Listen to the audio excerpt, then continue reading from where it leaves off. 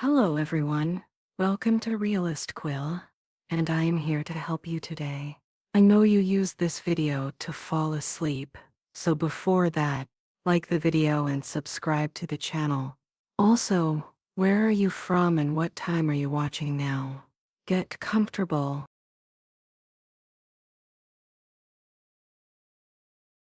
The house stood at the end of a narrow, winding road, its silhouette barely visible through the dense curtain of rain. It was an old Victorian structure, with peeling paint and ivy creeping up its weathered walls like skeletal fingers clutching at something unseen. Inside, the air felt heavy, as if the house itself carried the weight of secrets long buried beneath its creaking floorboards. The only light came from a single flickering bulb in the hallway, casting jagged shadows that danced unnaturally across the walls. Somewhere in the distance, thunder rumbled, a low, guttural growl that seemed to echo not just outside but within the very bones of the building. Emma sat alone in the living room, her knees drawn tightly to her chest, as she stared into the darkness beyond the window. Her breath fogged up the cold glass every time she exhaled, creating fleeting shapes that vanished almost instantly. She had moved here 2 weeks ago, seeking solace after a painful breakup, hoping the isolation would help her heal. But now, sitting amid the oppressive silence punctuated only by the relentless patter of rain, she wasn't so sure it had been the right decision. Her phone buzzed faintly on the coffee table, breaking the eerie stillness. A text message lit up the screen. "Are you okay? Let me know if you need anything." It was Sarah, her best friend back in the city. Emma hesitated before typing out a reply, her fingers trembling slightly over the keyboard.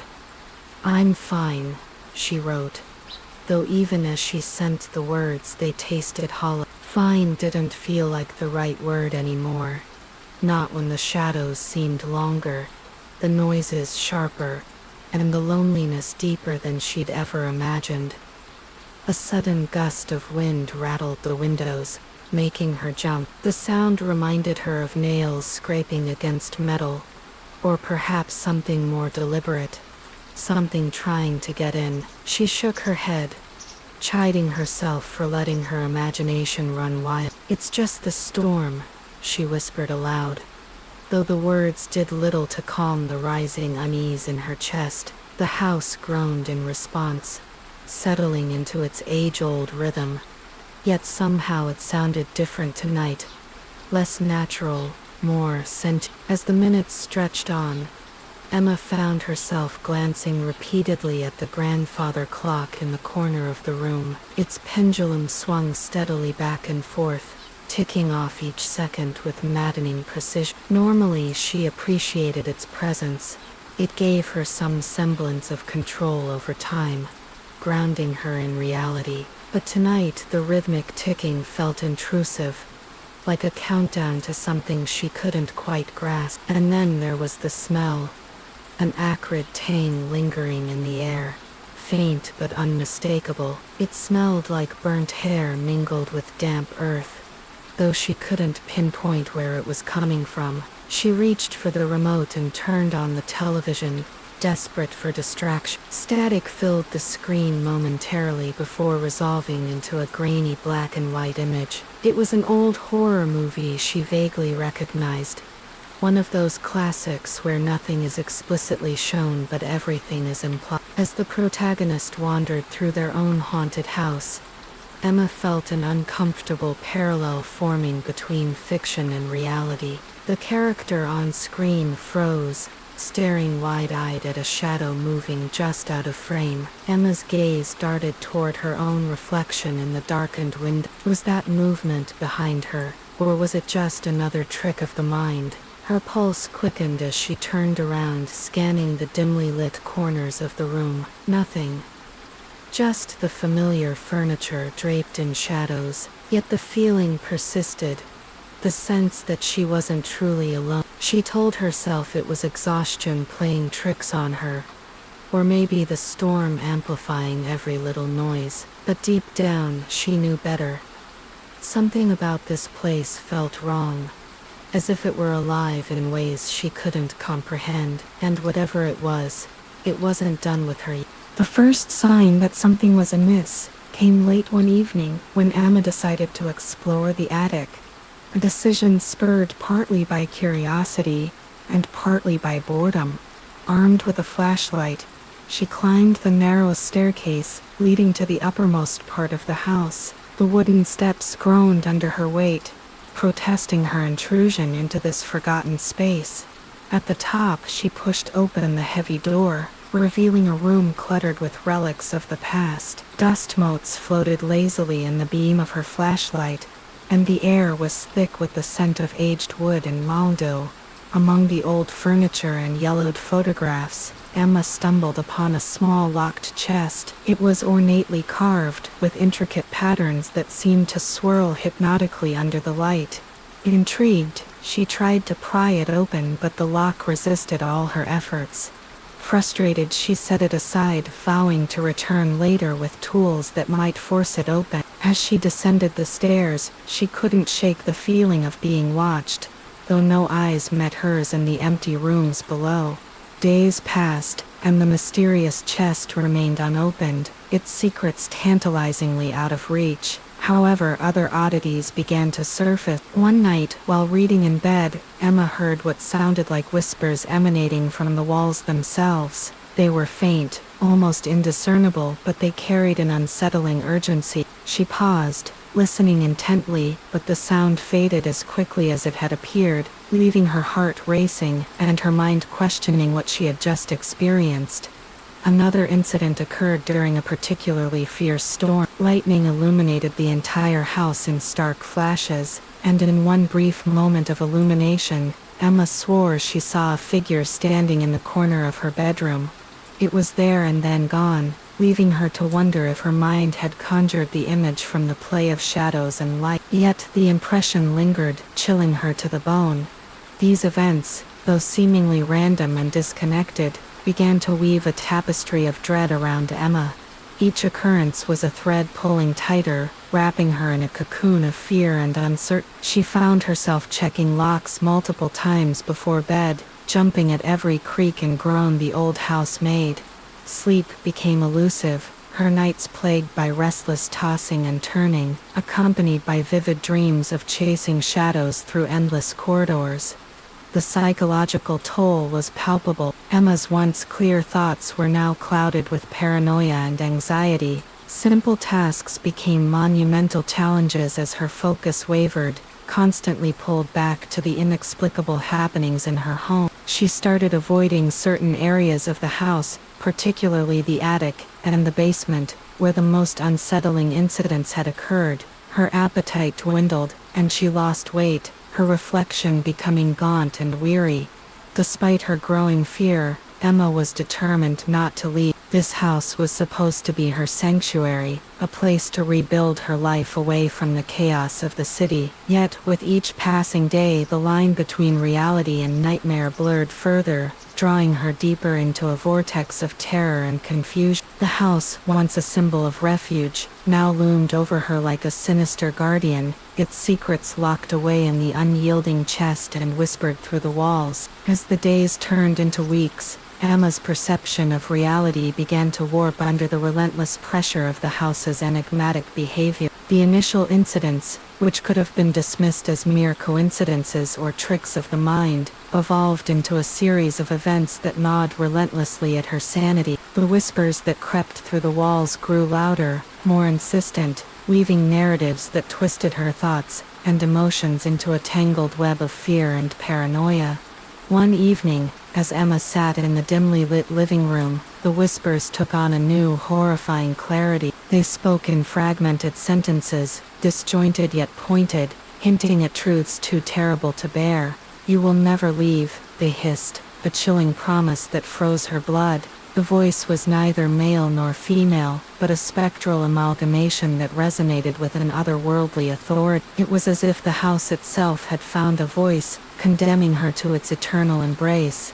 The psychological impact was immediate and devastating. Emma's grip on reality faltered. She began to question not only the nature of the occurrences, but also her own memories and perception. Every shadow seemed to harbor malice, every sound a prelude to something unspeakable. Her mind, once a haven of rational thought, became a battleground where logic clashed violently with irrational fear. In her desperation, Emma sought solace in routine, clinging to mundane activities as anchors against the storm of madness threatening to engulf her. She cleaned obsessively, rearranging furniture and scrubbing floors until her hands bled, hoping to erase the invisible stains of dread that clung to every surface. Yet, no amount of cleaning could remove the pervasive sense of being watched, of being an intruder in a domain that resented her presence. The emotional toll was equally severe. Isolation bred despair, and despair fed the whispers that plagued her night. Tears became her constant companions, streaming silently down her cheeks as she lay awake, listening to the sinister symphony of the house. Anger flared, unpredictably, directed at the inanimate objects that seemed to mock her with their silence and indifference. In moments of lucidity, she recognized these emotions as manifestations of her fear, yet understanding them did nothing to diminish their power. Empathy, once a source of strength, now eluded her. She yearned for human connection, for someone to share her burden and affirm her sanity, but reaching out felt futile, like screaming into a void that swallowed her pleas whole. Her text to friends went unanswered, or worse, received with concern tinged with disbelief. Who would believe her story without dismissing her as delusional? Yet, amidst the chaos, a seed of resolve began to sprout. Emma realized that her fear, while consuming, also sharpened her senses. She noticed patterns in the disturbances, subtle cues that hinted at a larger, more complex puzzle. This realization sparked a reluctant curiosity, a desire to understand the forces that tormented her. Perhaps, she reasoned, solving the mystery of the house could break the cycle of terror and restore her peace. This shift in perspective marked a turning point. No longer content to merely endure, Emma resolved to confront the entity that haunted her home. She armed herself with knowledge, devouring books on paranormal phenomena, and consulting online forums for advice. With each new piece of information, her arsenal against the unknown expanded, fueling her determination to reclaim her life. Thus the stage was set for a confrontation that promised to either liberate her from the shackles of fear, or ensnare her forever in the house's dark embrace. As Emma prepared for the battle ahead, the whispers grew louder, a cacophony of voices, urging her to surrender. Yet, amidst the din, a single thought echoed with defiant clarity: she would not yield, not to the house, not to the shadows, and certainly not to the fear that sought to consume her. As Emma delved deeper into the house's history, she discovered fragments of stories that seemed to ripple through time, whispering warnings from the past. The previous owners, a reclusive couple named the Hargroves, had vanished without a trace, and the neighbors spoke of strange lights flickering in the attic late at night, and an unsettling silence that fell over the property in the weeks leading up to their disappearance. One elderly woman, who claimed to have known the Hargroves as a child, described how Mrs. Hargrove often muttered about voices in the walls, and would spend hours pacing the upstairs hallway, wringing her hands as though trying to scrub away invisible filth. She said the house was alive, the woman recalled, her voice trembling, that it hated. Emma shivered as she read these accounts, the hairs on the back of her neck prickling. The parallels between her experiences and those of the Hargroves were impossible to ignore. She remembered the whispers she'd heard coming from the walls, the way the house seemed to breathe and groan as if alive. Was it possible that the same force that had driven the Hargroves to vanish was now targeting her? The idea was absurd, and yet, it refused to leave her mind. Further investigation led her to uncover an old newspaper clipping, tucked inside a dusty photo album left behind in the attic. The headline read, "Local family feared missing after mysterious fire." Below it was a grainy photograph, of a charred house, eerily similar to her own. According to the article, the fire had broken out in the middle of the night, leaving no survivors. Strangely, investigators found no evidence of flames having spread to the surrounding forest or neighboring homes, despite the ferocity of the blaze. One firefighter quoted in the piece mentioned hearing faint cries for help emanating from within the inferno, but when he entered, he found nothing but ash and ruin. Emma stared at the clipping, her stomach twisting into knots. The coincidence was too stark to Both the Hargroves and the family mentioned in the article had lived in this very house, decades apart, and both had met tragic ends under mysterious circumstances. What connected them, and what role did the house play in their fate? Her thoughts spiraled as she considered the locked chest she'd found earlier. Could it hold answers, or dangers that tied everything together? The carvings on its surface, once merely decorative, now seemed ominous, almost alive, shifting subtly whenever she glanced away. She ran her fingers over the cool wood, tracing the swirling patterns, and felt a faint vibration beneath her touch. For a moment, she swore she heard laughter, a high-pitched, mocking sound that faded before she could be certain it wasn't her imagination. The unopened chest became a focal point of her growing obsession. Every time she passed it, she felt compelled to try again, as though it held the key to unraveling the house's secrets. But each attempt ended in failure, the lock stubbornly resisting her effort. Still, the act of trying brought her closer to the truth, or so she convinced herself. With every failed attempt, the chest seemed to grow heavier, its presence more oppressive, as if it resented her persistence. Meanwhile, the house continued its subtle campaign of terror. Objects moved inexplicably, keys misplaced one moment reappeared in plain sight the next, doors slammed shut on their own, startling her with their finality. And then there were the drafts, icy currents that swept through rooms without warning, carrying with them the faint scent of smoke and decay. Each occurrence served as a reminder that the house was watching, waiting, testing her resolve. One night, unable to sleep, Emma ventured downstairs to make tea. As she waited for the kettle to boil, she noticed something unusual on the kitchen counter, a single playing card lying face up. It was the Queen of Spades, its painted eyes seeming to follow her movement. She hadn't seen it before, nor could she recall owning a deck of cards. Picking it up, she examined it closely, noting how pristine it appeared compared to the rest of the cluttered kitchen. There was something wrong about it, something unnatural. When she turned it over, she saw words scrawled in faded ink on the back. "Finish what you started." Her breath hitched. Finish what? The task was unclear, but the command weighed heavily on her mind, adding another layer of urgency to her quest for answers. Had the Hargroves or the family from the fire been given the same directive? Did they fail, and was that why they perished?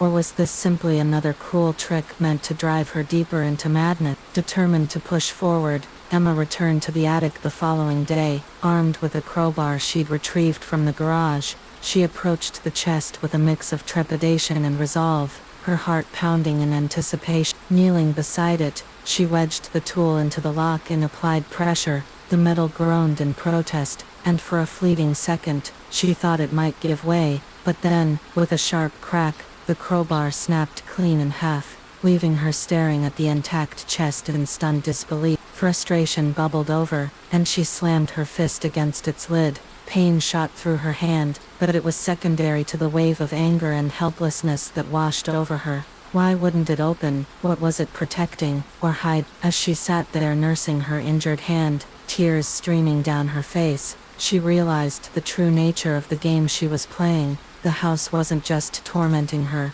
it was teaching her patience, forcing her to confront her own limitations. Every unanswered question, every unfinished task, was a lesson designed to break her spirit if she let it. But Emma refused to give up.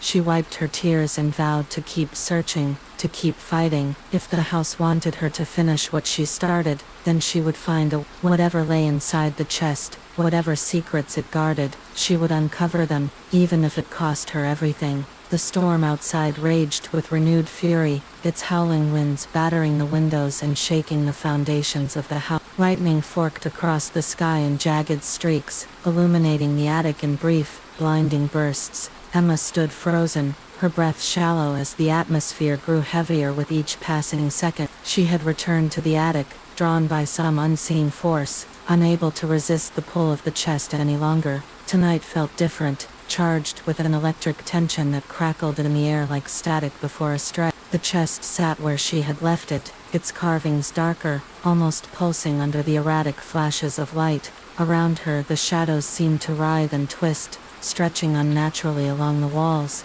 The whispers returned, louder now, overlapping in a cacophony of voices that clawed at her mind. They spoke in fragmented sentences, disjointed phrases that coalesced into a singular, haunting refrain. "Open it, open it." The command reverberated through the room, echoing off the rafters and burrowing into her skull. Her hands trembled as she reached for the lock, her fingers brushing against the cold metal. This time, however, she didn't need tools. The mechanism clicked audibly, releasing with an ease that defied logic. The lid creaked open slowly, as if propelled by an unseen hand, revealing its contents bathed in the pale glow of lightning. Inside lay a collection of items that seemed ordinary at first glance: a tarnished silver locket, a bundle of brittle letters tied with twine, a small cracked mirror, but their arrangement suggested purposeful placement, as though they formed part of a ritual or curse. Emma hesitated, her instincts screaming at her to close the lid and flee,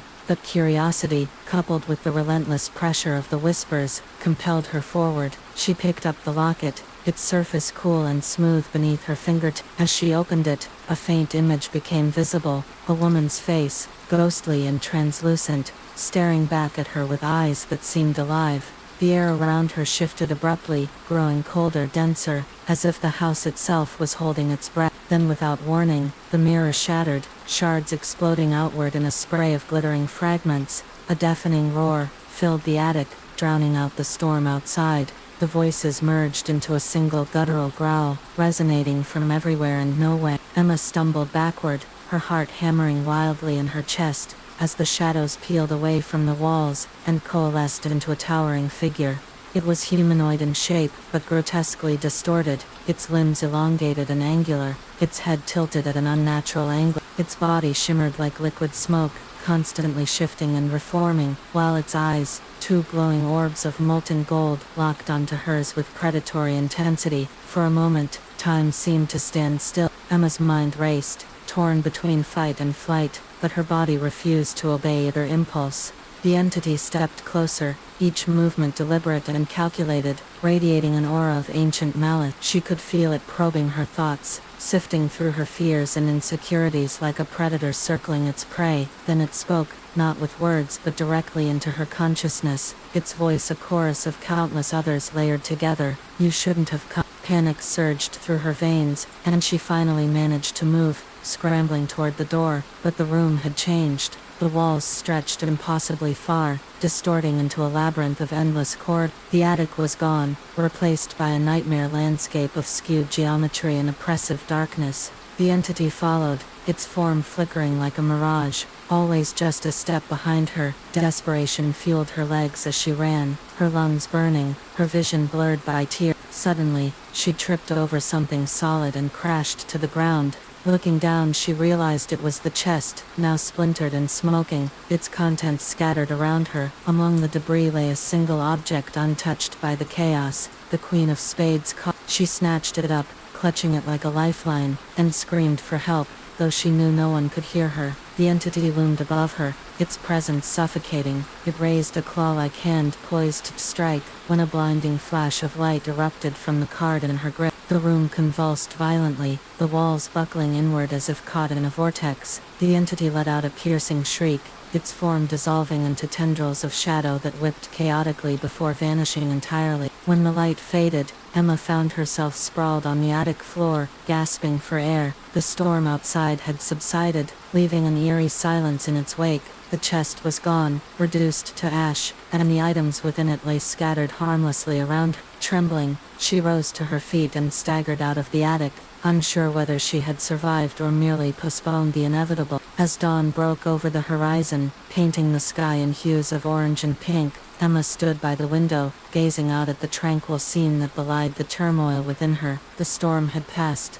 leaving behind a deceptive calm that did little to soothe her frayed nerves. The encounter in the attic had left her with more questions than answers, a gnawing sense of incompleteness that refused to abate. What exactly had she unleashed, or perhaps subdued? The entity with its terrifying visage and unearthly voice had spoken cryptically, hinting at consequences Emma couldn't fully grasp. Its parting words, delivered not in sound but in thought, echoed ominously. "This isn't over." What did that? Was it a threat, a promise, or merely a statement of fact? The ambiguity of its message hung heavy in the air, a specter that shadowed every thought and action. And then there was the matter of the Queen of Spades. How had such a simple playing card wielded such power? Where had it come from, and why had it reacted so violently to the entity? These questions swirled in her mind, each one a thread in a tapestry of mystery that seemed to grow more complex with every unanswered query. The card now rested on the kitchen table, an innocuous rectangle of cardboard that held the potential to either protect or destroy. Emma's thoughts drifted back to the Hargroves and the family from the fire. Had they faced similar trials? Were their disappearances linked to the entity she had encountered, or had they succumbed to different horrors birthed by the house? The lack of closure regarding their fates gnawed at her, a reminder of the fragility of human existence in the face of the unknown. As she pondered these mysteries, a new thought emerged, unbidden yet persistent. Could the house itself be a living entity, feeding on fear and despair, manipulating its occupants into acts of self-destruction? If so, what role did the chest play in this sinister ecosystem? Was it a prison, a portal, or something else entirely? The possibilities were endless, each more unsettling than the last. Compelled by a mixture of dread and fascination, Emma turned to her laptop, typing furiously as she recounted her experiences. She posted her story online, inviting others to share their theories and insights. Perhaps someone else had encountered a similar phenomenon, someone who could shed light on the enigma that had taken root in her home. As she hit publish, a sense of relief washed over her, tempered by the knowledge that some mysteries are meant to remain unsolved. The comments began to trickle in, each one a testament to the enduring allure of the unknown. Some speculated about ancient curses, others about interdimensional beings trapped between worlds. A few suggested more mundane explanations, though even these carried an undercurrent of unease. Emma read each theory with a mixture of hope and skepticism, grateful for the community that had formed around her tale, yet aware that the truth might lie just beyond reach.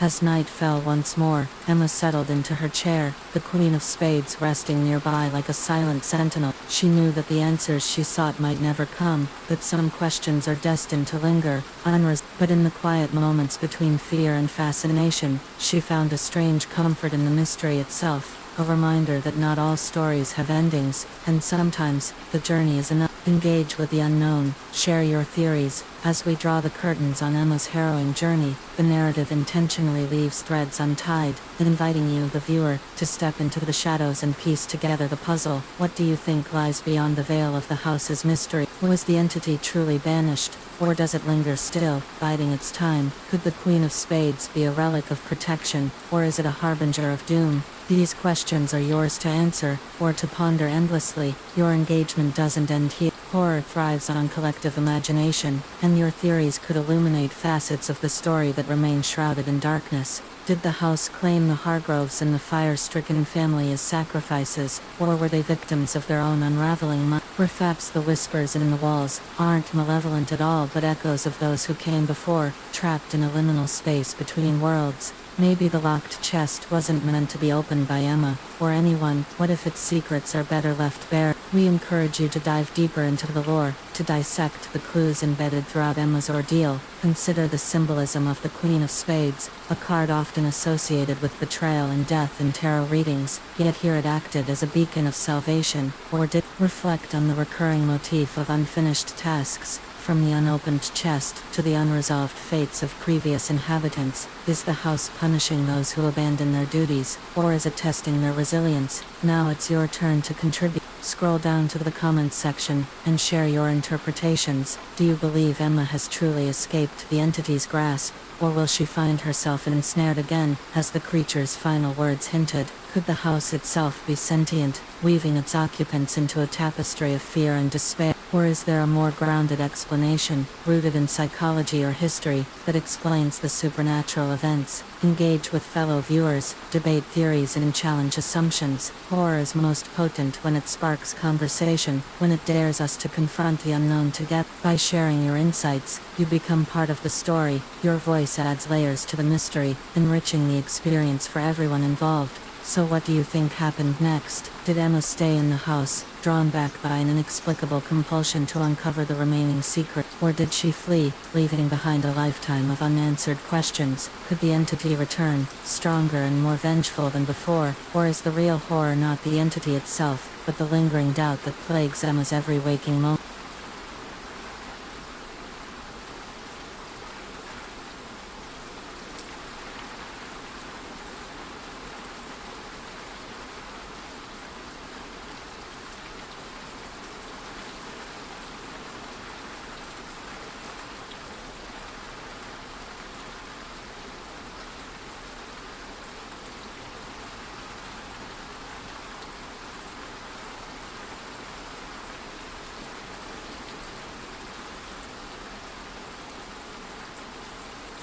The house at 147 Willow Creek Road had been waiting for me my entire life. I just didn't know it yet. My name is Elizabeth Hartley, 32 years old, divorced, unemployed. The kind of person who arrives at an unexpected inheritance like a drowning woman grabbing a life raft. When the letter came from the family solicitor, I saw it as nothing more than a desperate chance at a fresh start. If only I had known. Margaret Eleanor Hartley, my grandmother, had disappeared in 1986, leaving behind a Victorian mansion that seemed frozen in time. No body, no explanation, just absence. The letter was precise, clinical. Pursuant to the estate of Margaret Eleanor Hartley, deceased, the property at 147 Willow Creek Road must be occupied by a direct female descendant for a minimum of 6 consecutive months. Failure to comply results in total forfeiture of the estate. Something in the wording felt wrong, like a trap carefully constructed decades in advance. Massachusetts autumn wrapped around the property like a shroud. Mist clung to overgrown garden, ancient oak trees pressed against weathered brick walls, their branches creating shadow puppets against cracked window panes. My compact SUV crunched over gravel that hadn't seen maintenance in decades. The front door's brass knocker was shaped like a wolf's head, emerald eyes dulled by years of neglect. When I lifted my hand to knock, it seemed to watch me not with menace but with something closer to recognition. Something was waiting. The interior smelled of dust, aged wood and something else. Not quite mildew, not quite decay, more like memory. Boxes from my Boston apartment littered the main parlor. I'd brought minimal belongings, clothes, laptop, basic kitchen supply. The house came fully furnished. A time capsule preserved by decades of absence. Photographs remained in silver frames. Porcelain figurines stood frozen on side tables. A half-finished needlepoint project lay draped over an embroidery hoop. Threads faded but still vibrant. As night fell, the house began to speak. Not with words, with sounds. Soft, persistent, rhythmic.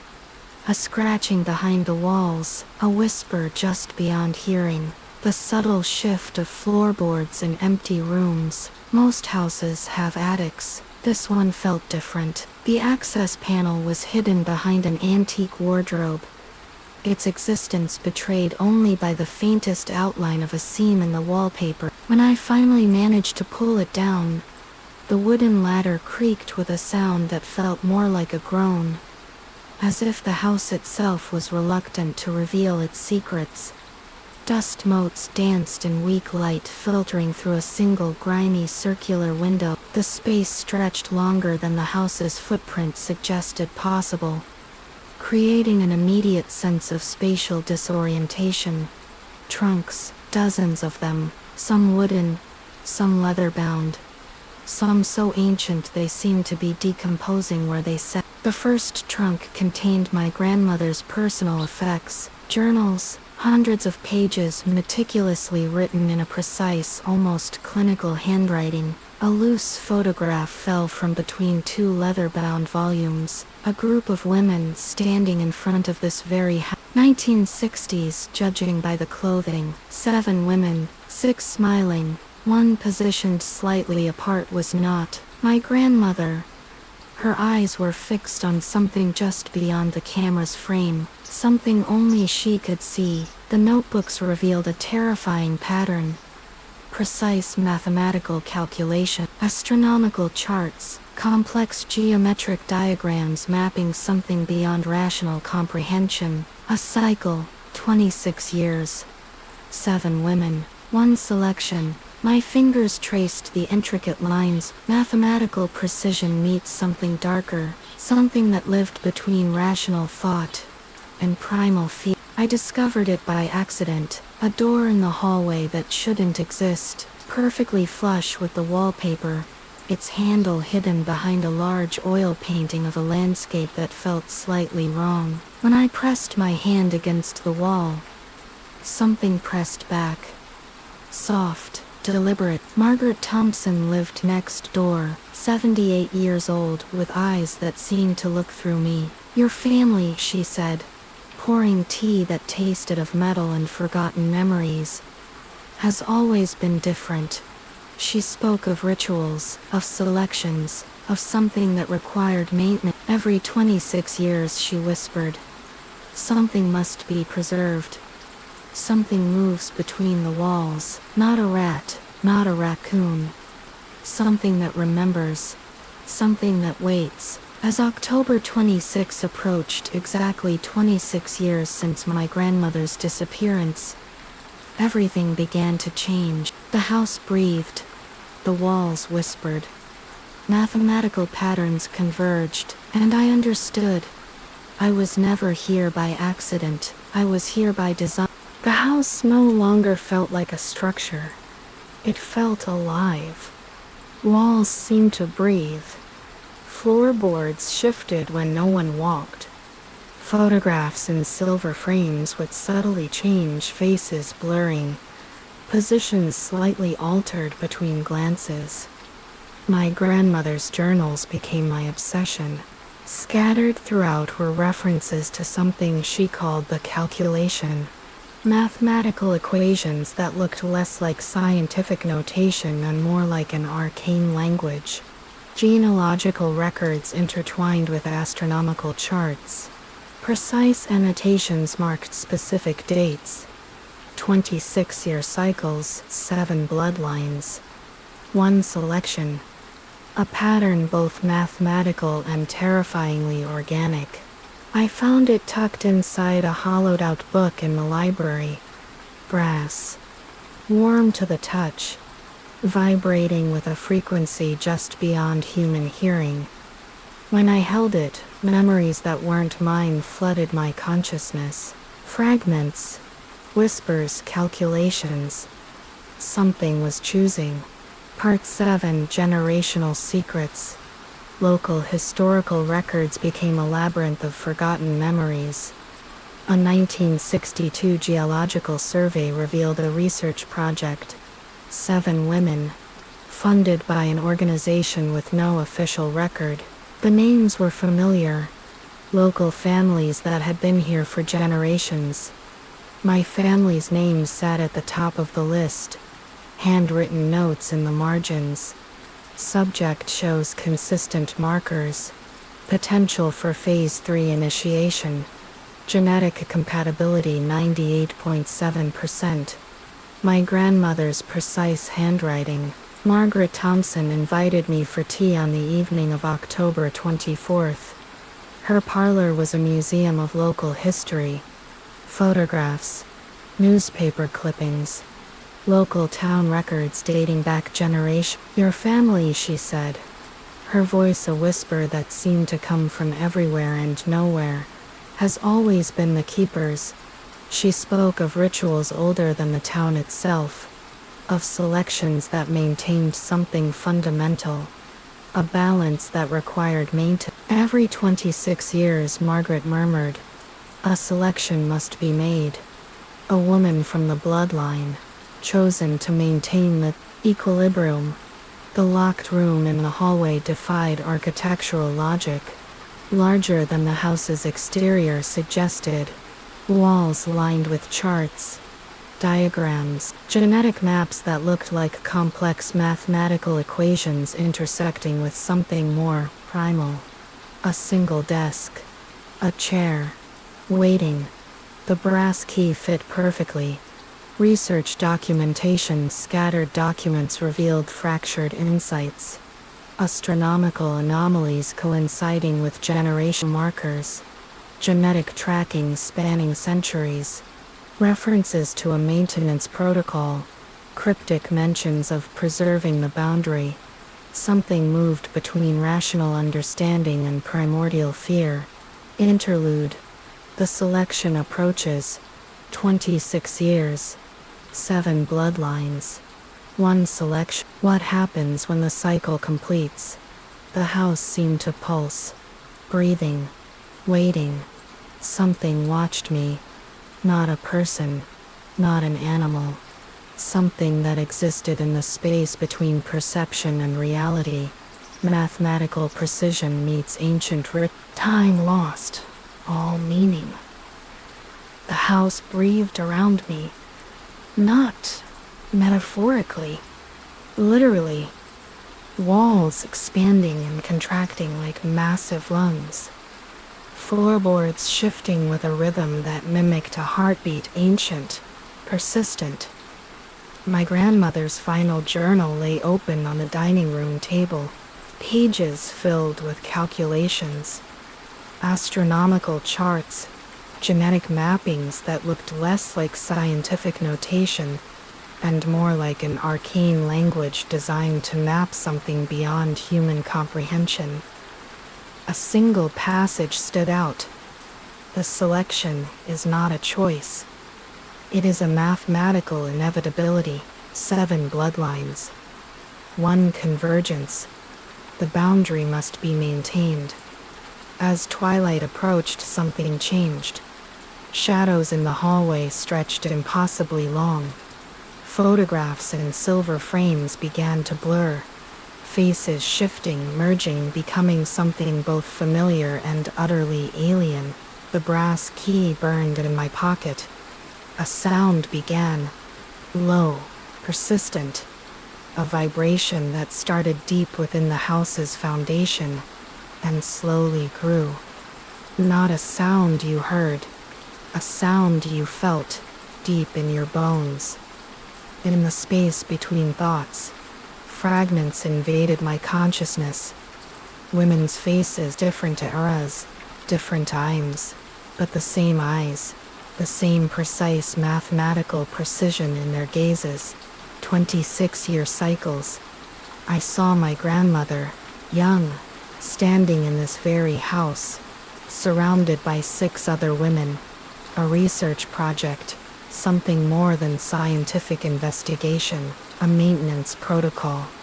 The door opened without touch. Geometric patterns covered the walls. Not decorative, purposeful, mathematical equations that mapped something beyond physical space. Astronomical charts intertwined with genetic markers. A single chair. A desk. Waiting. Margaret Thompson appeared in the doorway. Not walking. Simply materializing. It's time, she said. Her form shifted, became multiple women simultaneously. My grandmother, other women from the photographs, generations collapsing into a single moment. The boundary requires maintenance, she said, and you are the most compatible. The calculation completes. Mathematical precision meets ancient ritual. 7 bloodlines. 1 selection. A boundary that must be preserved. Something chose. Something maintained. Something continued. Final interlude. convergence, 26 years, 7 women, 1 selection. What happens when the cycle completes? Reality became fluid. The house no longer felt like a structure. It was a living organism, a mathematical construct, a vessel for something beyond human comprehension. My memories fragmented. Were they mine? Or memories inherited, passed down through generations? Genetic markers, astronomical alignments, a selection process, older than the town itself, hidden behind a false panel in the library. I discovered a massive genealogical chart, not a family tree, a complex network of genetic connections, mathematical lines connecting bloodlines across centuries, each line pulsed with a subtle energy, alive, calculating, handwritten notes in the margins. Genetic compatibility is not a choice. It is a mathematical certainty. The boundary requires maintenance. Some sacrifices are necessary for preservation. Fragments invaded my consciousness. Women's faces from different eras, overlapping, merging. 1962, a scientific research project. 1988, a generational ritual. 2014, a maintenance protocol. Each woman selected, each woman a piece of a complex mathematical equation. My grandmother's journals revealed a terrifying precision. Astronomical charts, mapped precisely to genetic markers. Celestial alignments coinciding with familial selections. A rhythm both cosmic and deeply personal. Something chose. Something maintained. Something continued. Margaret Thompson, or the entity that had assumed her for, spoke of guardianship. Not a curse, she said. A responsibility. Generations of women, selected, maintained, preserved. A boundary between what? Realities, dimensions, something fundamental, its existence itself. Fragments of understanding emerged. Genetic markers tracking something beyond lineage. Astronomical alignments, suggesting cosmic significance. A maintenance protocol that transcended individual lives. A selection process driven by mathematical precision.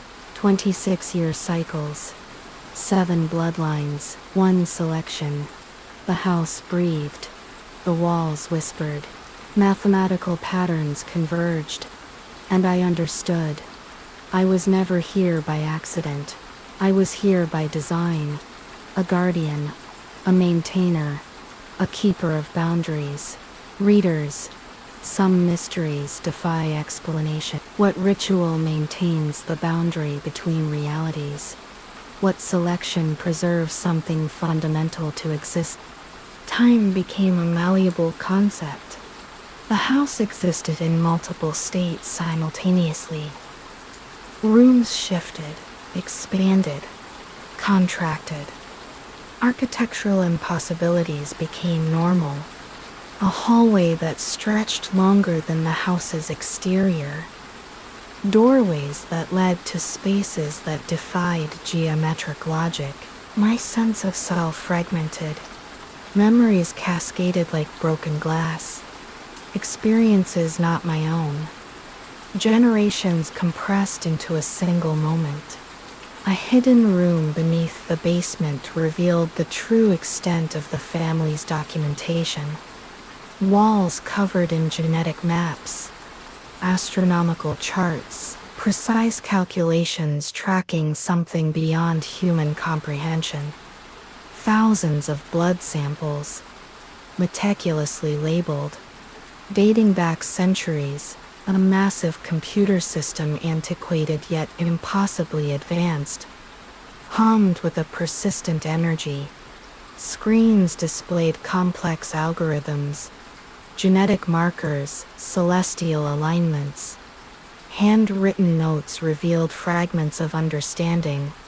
The boundary is not a location, It is a state of mathematical probability.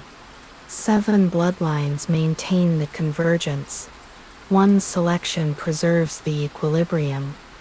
My memories became a kaleidoscope of inherited experiences. 1962, Sarah Hartley, quantum physicist, first to understand the true nature of the selection. 1988, Rebecca Hartley, geneticist, expanding the research. 2014, Jennifer Hartley, astronomical researcher. Now my turn. Each woman a guardian, each selection a maintenance protocol. Margaret Thompson, or the entity that inhabited her form, continued to reveal fragments of the larger purpose. You are not just a descendant, she said. You are a mathematical constant, celestial alignments, genetic markers, a selection process that transcended individual lives. Fragments of understanding emerged like shards of broken glass. The selection maintained something fundamental, a barrier between realities, a mathematical equilibrium that prevented something, dimensional collapse, reality fragmentation, something beyond human comprehension. The ritual mechanics. My grandmother's final journal revealed the most terrifying insights. The 7 bloodlines were not random. Each family line contained specific genetic markers. Astronomical alignments triggered the selection process. One woman maintained the boundary. Failure was not an option. Cycles, precise mathematical precision, cosmic maintenance. The house became a living mathematical construct. Walls pulsed with genetic information. Floors mapped astronomical alignments. Rooms existed in multiple states simultaneously. I was no longer just Elizabeth Hartley. I was a mathematical constant, a guardian of boundaries. As the astronomical alignment completed, something fundamental shifted. My consciousness expanded. Memories of generations merged. The boundary maintained. What maintains the equilibrium between reality? What selection preserves the fundamental fabric of existence?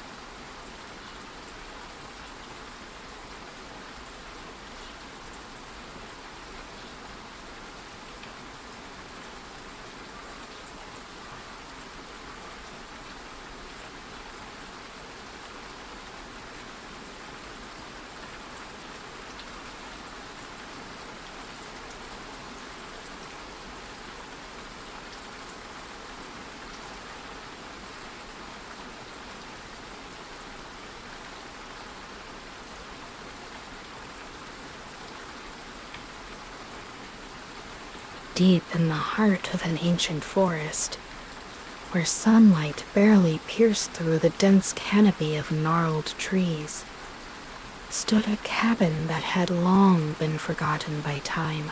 It was known only to locals as Blackwater Cabin, named for the murky lake it overlooked. A body of water so still and dark it seemed to swallow light whole.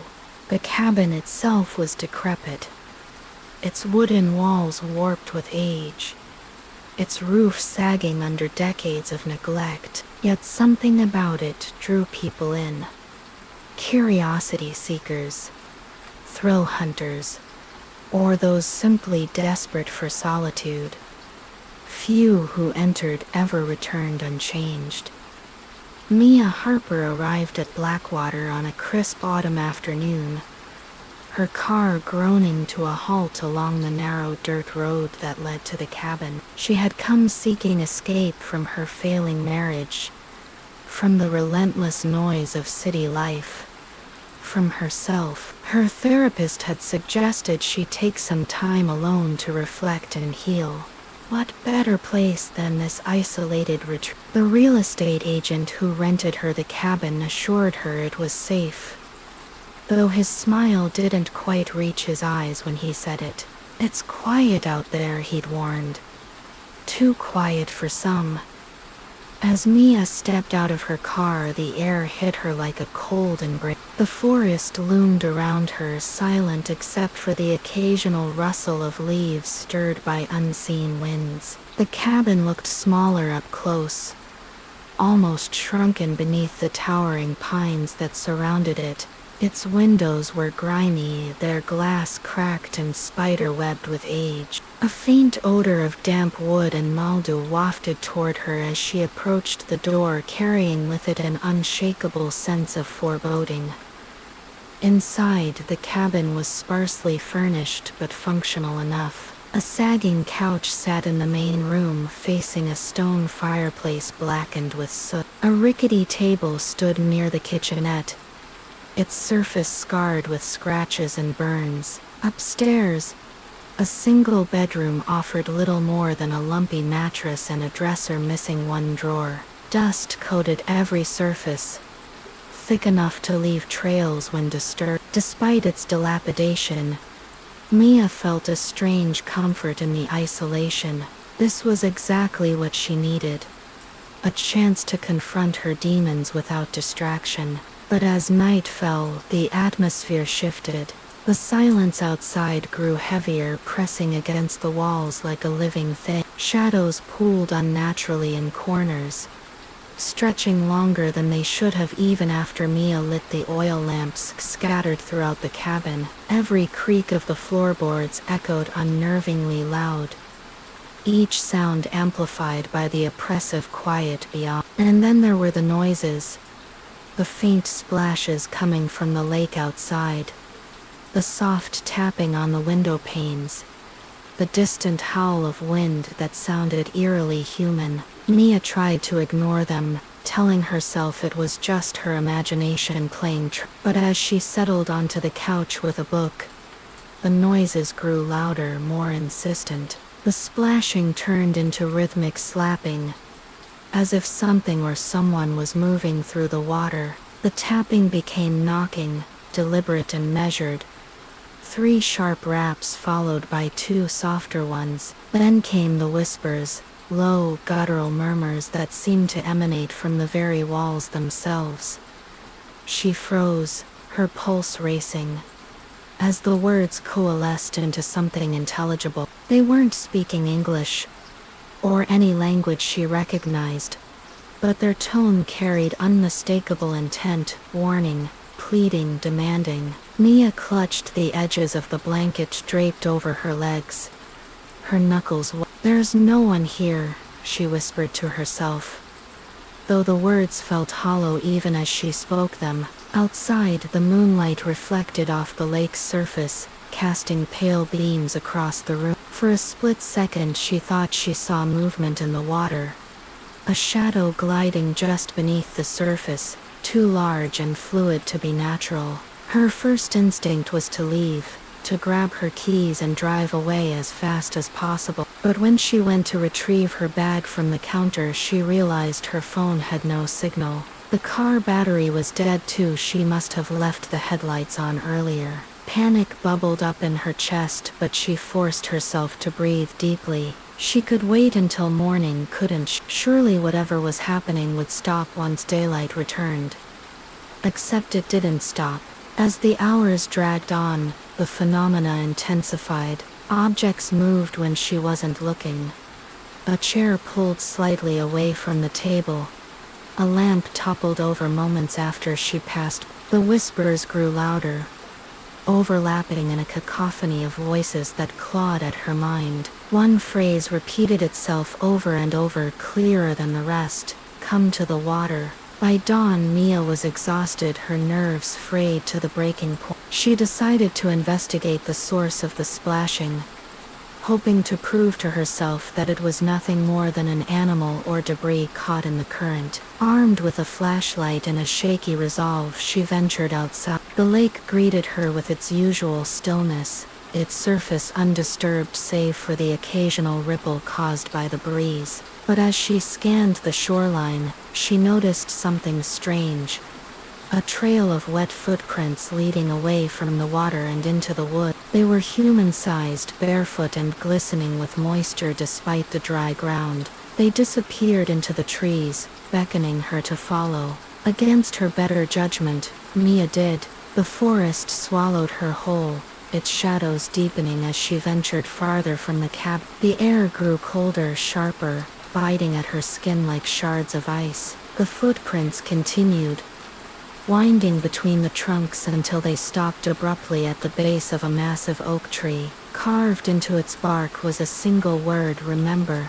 Confusion swirled within her. Remember. She touched the carving, tracing the grooves with trembling fingers, and suddenly images flooded her mind, flashes of faces she didn't recognize, scenes of violence and despair. A woman screaming, hands pressed to her ear. A man drowning in the lake, his wide eyes staring upward as the water closed over him. A child crying, clutching a stuffed rabbit soaked in mud. Each vision was fleeting yet vivid, leaving behind a residue of dread that clung to her like cobweb. When she stumbled back to the cabin, shaken and disoriented, she found the front door wide open. Inside, everything had changed. The furniture was rearranged, the oil lamps extinguished. On the table lay a photograph she hadn't seen before, a faded Polaroid, showing a family standing in front of the cabin.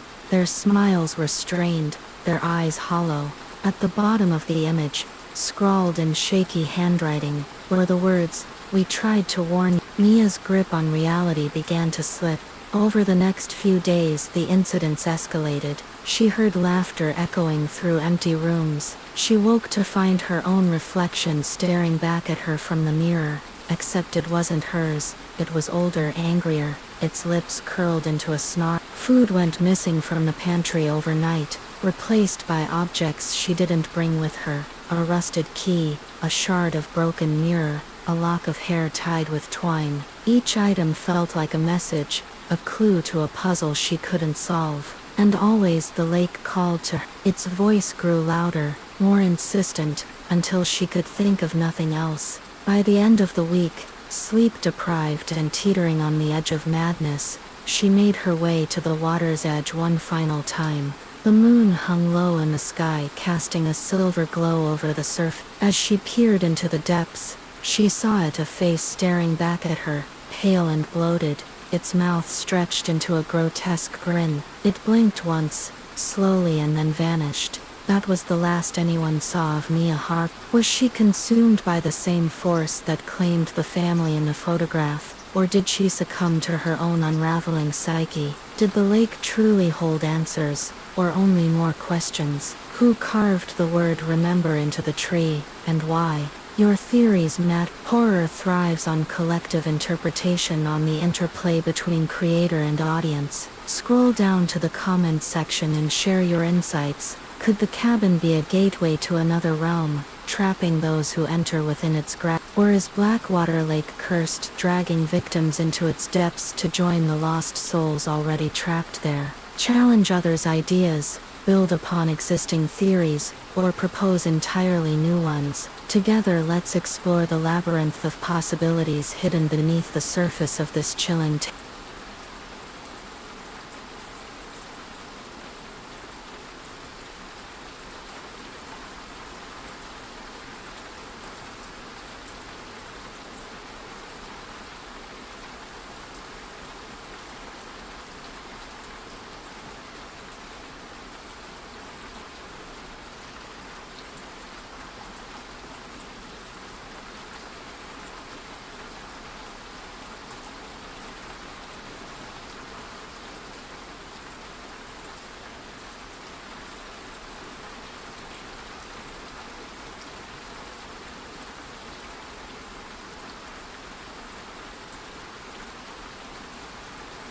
In the heart of a crumbling downtown district, where the neon lights flickered like dying stars, and the streets were paved with cracked asphalt, stood an old theater that had long been abandoned, known to locals simply as the Orpheum. It was a relic of a bygone era, its once grand marquee now faded and chipped, its gilded letters barely legible against the rusted metal frame. The building loomed over the street like a specter, its tall windows boarded up, its doors sealed shut with heavy chains. Yet, despite its decrepit appearance, or perhaps because of it, the theater exuded an aura of mystery that drew people in, daring them to step inside. Evelyn Carter had always been fascinated by places like this. An aspiring filmmaker with a penchant for horror, she spent her weekends exploring forgotten buildings, capturing their decay on camera for her growing YouTube channel. Her friends often teased her about her obsession with the macabre, but Evelyn didn't care.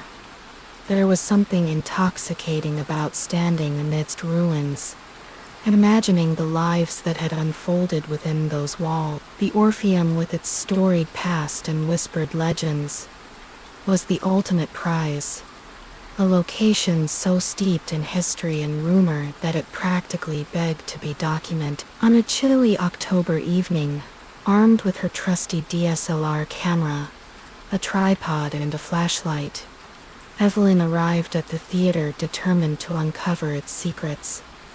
She had done her research, poring over old newspaper clippings and grainy photographs from the archive. Built in the early 1900s, the Orpheum had been a hub of culture and entertainment during its heyday, hosting vaudeville acts, silent films, and later talkies. But tragedy struck in 1947, when a fire broke out during a sold-out performance, killing dozens of patrons who became trapped in the burning auditorium. Though the cause of the blaze was never officially determined, rumors swirled that it was arson set by a disgruntled actor whose career had ended abruptly after being blacklisted by the theater's owner. After the fire, the Orpheum reopened briefly in the 1950s, only to close again under mysterious circumstances. Some said the ghostly apparitions of the victims haunted the halls,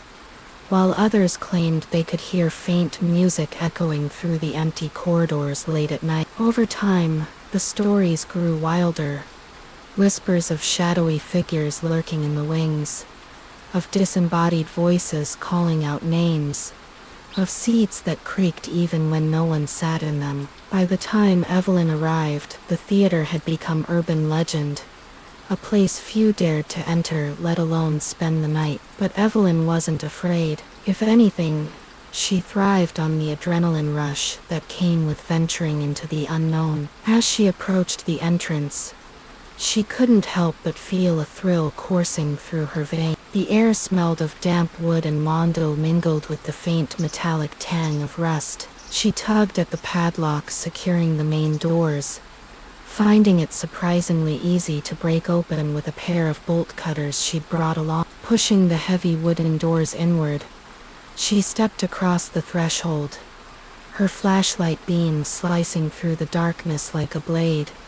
The interior was eerily quiet save for the soft crunch of debris beneath her boots. Dust motes floated lazily in the cone of light, catching the occasional glint of gold from the ornate carvings along the walls. What remained of the grand lobby was a testament to opulence gone to ruin. Shattered chandeliers hung precariously from the ceiling, their crystals dull and clouded with grime. Velvet ropes lay coiled on the floor, frayed and brittle with age. Ticket stubs and playbills littered the ground, their ink smudged beyond recognition. Evelyn paused to take a few shots, framing the scene with an eye for composition, before moving deeper into the building. A narrow staircase led up to the balcony level, its banister slick with decades of accumulated grime. Each step groaned under her weight, protesting her intrusion into this long-forgotten space. At the top, she found herself overlooking the vast auditorium, its rows of seats stretching down toward the stage like teeth in an open maw. The proscenium arch above the stage bore traces of elaborate frescoes, though much of the paint had flaked away, leaving ghostly outlines of cherubs and floral motifs. A massive red curtain hung limply between the wings, moth-eaten and threadbare, swaying slightly as if stirred by an unseen breeze. Evelyn descended to the main floor, her footsteps echoing hollowly in the cavernous space. She set up her camera near the edge of the stage, angling it to capture both the seating area and the backstage region. Though she intended to film continuously throughout the night, she also planned to explore further, documenting everything she encountered. With her equipment ready, she ventured behind the curtain, stepping into the labyrinthine backstage area. The contrast between the public spaces and the hidden recesses of the theater was stark. Here the decay was more pronounced. Peeling wallpaper revealed patches of mold-streaked plaster. Exposed wires dangled dangerously from the ceiling. Puddles of stagnant water pooled in the corner. The air was colder here, carrying a faintly acrid smell that made Evelyn wrinkle her nose. Still, she pressed on, drawn by an insatiable curiosity. Her first stop was the dressing room. Rows of doors lined the hallway, each marked with a tarnished brass plate bearing the name of a performer long since departed.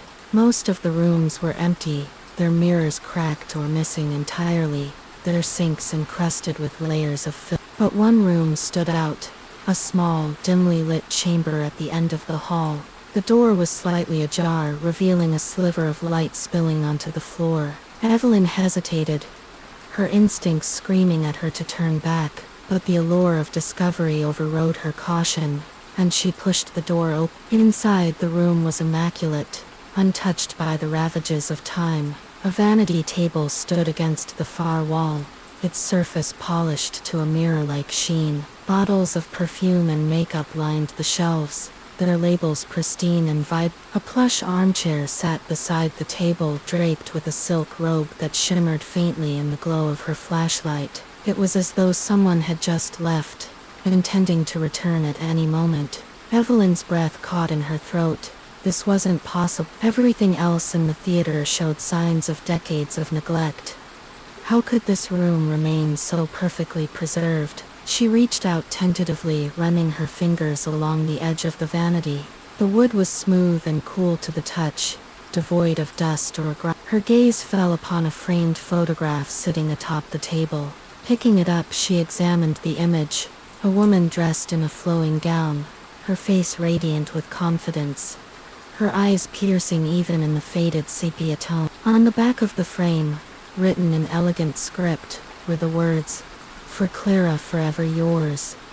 Clara, the name sent a shiver down Evelyn's spine. She recalled reading about a famous actress named Clara Monroe, whose career had ended abruptly in scandal shortly before the fire. Could this be her dressing room? And if so, why did it look as though she had never left? Before she could ponder further, a sound startled her. A soft hum, almost melodic, drifting from somewhere nearby. It sounded like a piano, though faint and distant, as if played behind closed doors. Following the sound, Evelyn retraced her steps to the main auditorium.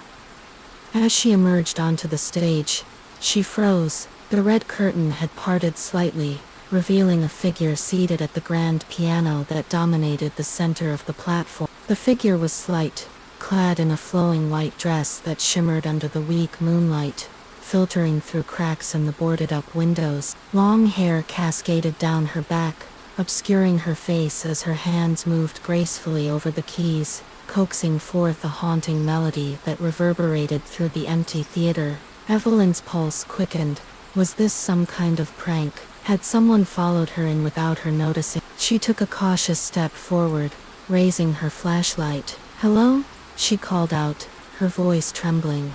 The music stopped abruptly, and the figure turned slowly to face her.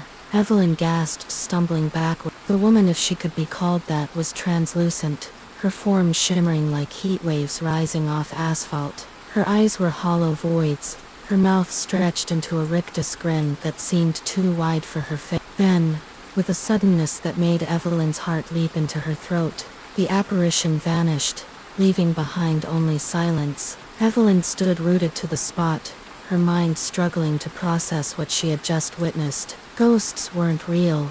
They couldn't be. Yet the evidence was undeniable. Swallowing hard, she forced herself to move, retreating back to her camera.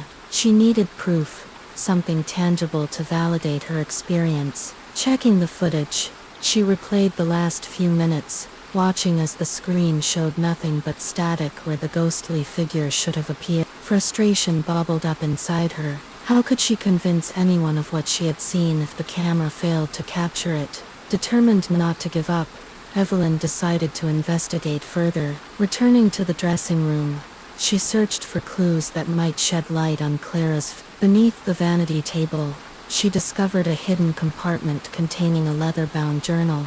Its pages were filled with entries written in the same elegant script as the inscription on the photo. Flipping through the book, Evelyn pieced together fragments of Clara's story, her rise to fame, her tumultuous relationship with the theater's owner, and finally, her descent into despair after being accused of setting the fatal fire. The last entry was dated the night of the tragedy.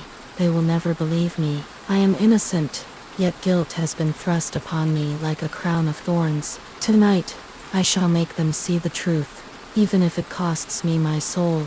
Let them remember me, not as a villain but as a victim. Evelyn's stomach churned as she read the words. Whatever Clara had done that night, it had cost her dearly.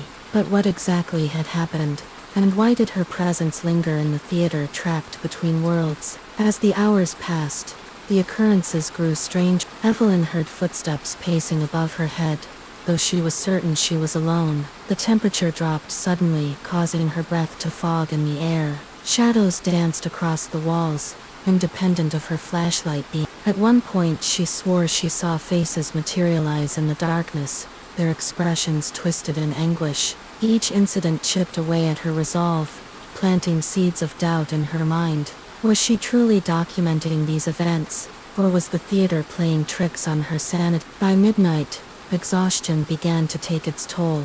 Evelyn returned to her camera setup, intending to review the footage one last time before calling it a night. But as she rewound the recording, something caught her attention, a faint outline moving in the background of the frame. At first, she thought it was a trick of the light, but as she zoomed in, the shape became clearer.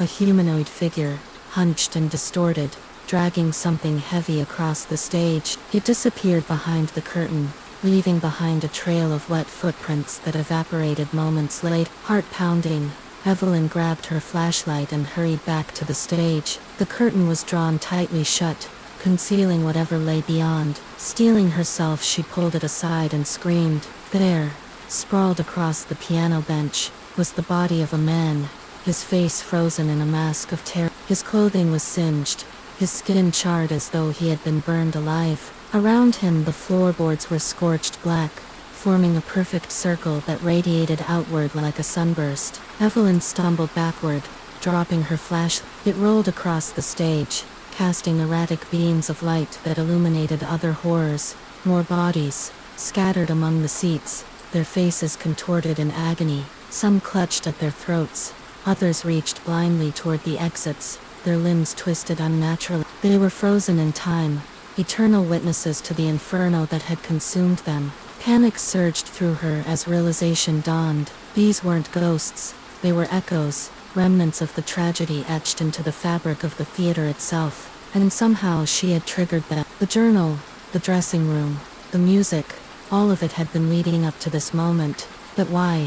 What purpose did it serve? Desperate to escape, Evelyn fled toward the exit, only to find the doors locked tight. No matter how hard she pulled, they wouldn't bud. The air grew hotter, suffocating as flames began to lick at the edges of her vision. Smoke filled the auditorium, choking her lungs, blinding her eyes. She collapsed to her knees, coughing violently, her thoughts spiraling into chaos. And then, just as suddenly as it had begun, the fire subsided. The smoke cleared, revealing the theater as it had been before, empty, silent, unscathed. Evelyn lay on the floor, trembling, unsure whether she had imagined the entire ordeal. Slowly she rose to her feet, and staggered outside, gasping for fresh air. Behind her the theater loomed silently, its secrets buried once more.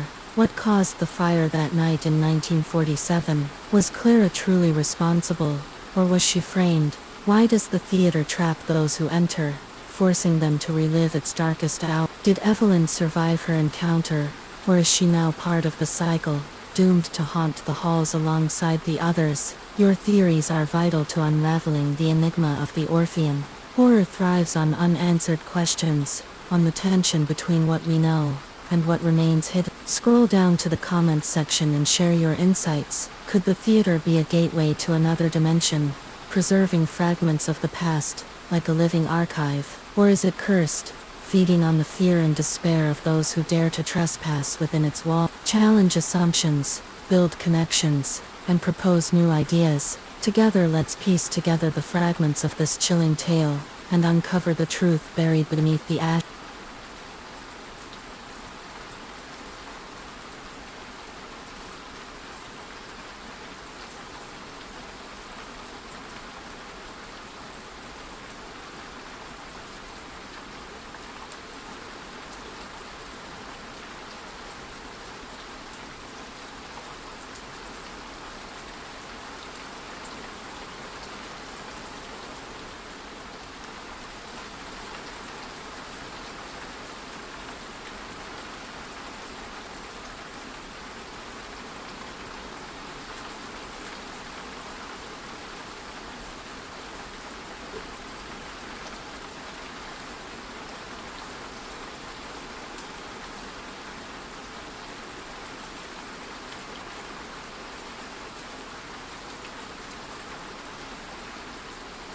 Deep beneath the rolling hills of a remote countryside, hidden from the sunlit world above, lay a labyrinthine network of caves known only to locals as the Whispering Depths. It was said that those who ventured too far into its shadowy passages never returned, or if they did, their minds were shattered, their tongues silenced by horrors no mortal could comprehend. Legends spoke of ancient rituals conducted in the caverns long before recorded history, of sacrifices made to appease unseen entities that dwelled in the darkness. The air within the caves carried an unnatural chill, and whispers, soft, insistent murmurs that seemed to emanate from the walls themselves, had driven more than one explorer mad. Dr. Nathan Cole had spent his entire academic career chasing shadows. An archaeologist with a specialization in prehistoric cultures,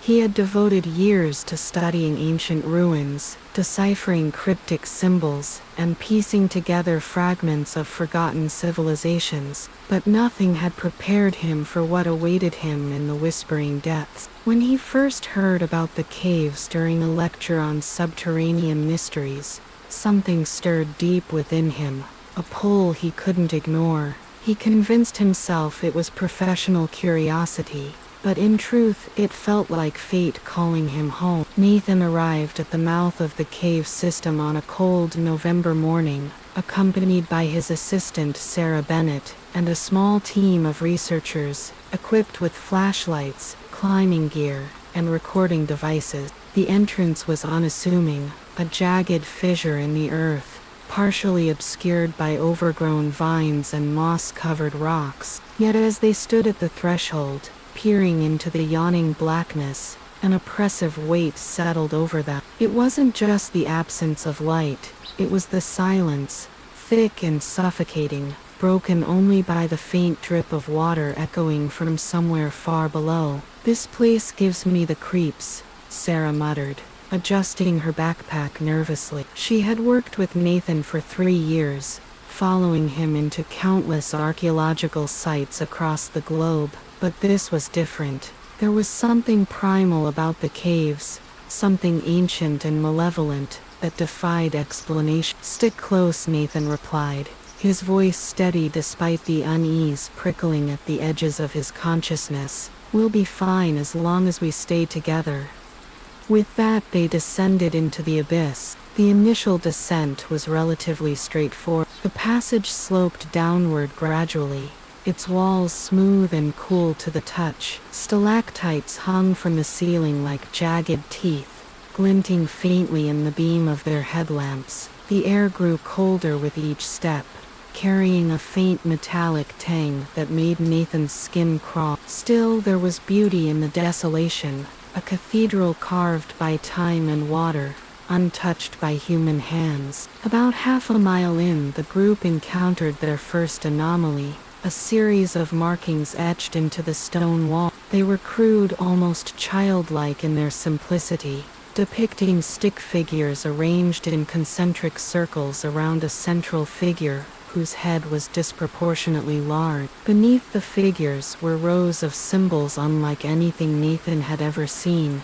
zigzagging lines intersected by dots, forming patterns that seemed deliberate yet indecipherable. "What do you make of these?" Sarah asked, running her fingers lightly over the carving. "I don't know," Nathan admitted, snapping photos with his camera. "They're not consistent with any known language or culture. Could be ceremonial, or maybe warnings against."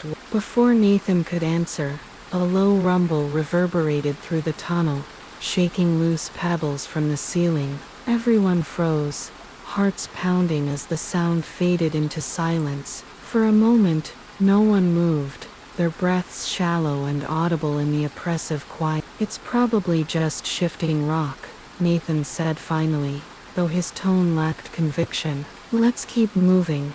As they pressed deeper into the cave system, the environment changed dramatically. The smooth walls gave way to rough, uneven surfaces, and the passages narrowed, forcing the team to squeeze through tight spaces. The temperature plummeted further, and the air became damp, clinging to their skin like a second layer. And then, barely perceptible at first, came the whisper. At first, Nathan dismissed them as tricks of the mind, echoes distorted by the acoustics of the cave. But soon the others began hearing them too: soft, indistinct murmurs that seemed to come from all directions at once. They weren't words exactly, but rather fragmented syllables layered atop one another, creating a dissonant chorus that gnawed at the edges of sanity. "Do you hear that?" Sarah whispered, her voice trembling.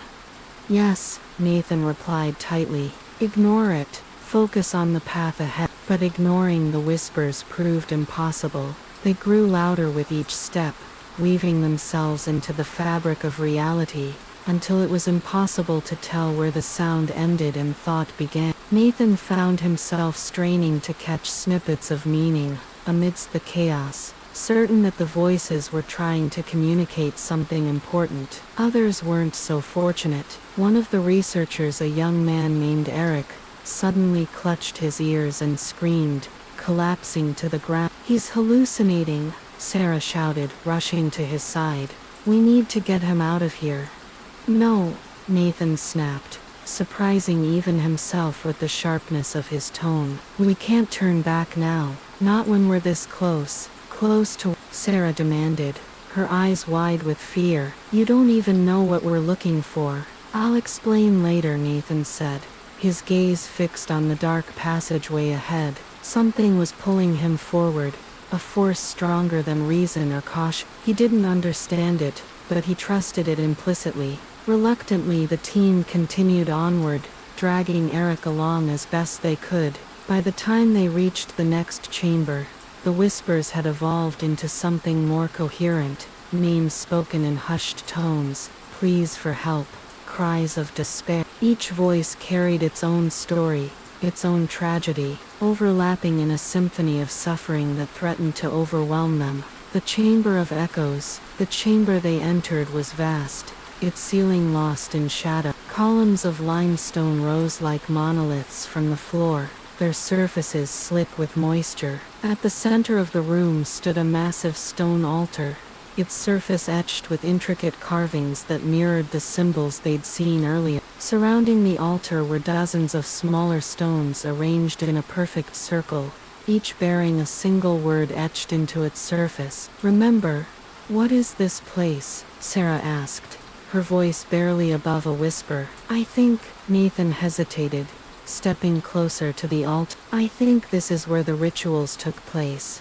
"Rituals? What kind of rituals?" Before Nathan could respond, the ground trembled violently, throwing everyone off balance. Dust rained down from the ceiling, and the whispers erupted into a deafening roar, filling the chamber with a cacophony of screams and wails. In the chaos, Nathan noticed something strange. The carvings on the altar were glowing faintly, pulsing with an otherworldly light. And then, without warning, the voices stopped. Absolute silence fell over the chamber, so profound it hurt Nathan's ears. Slowly he turned to face the others, only to realize they were gone. Sarah, Eric, the rest of the team, they had vanished, leaving him alone in the cavern. "Hello," he called out, his voice echoing eerily. "Sarah, can anyone hear me?" There was no response, only the oppressive weight of the darkness pressing in on him from all sides. Desperate for answers,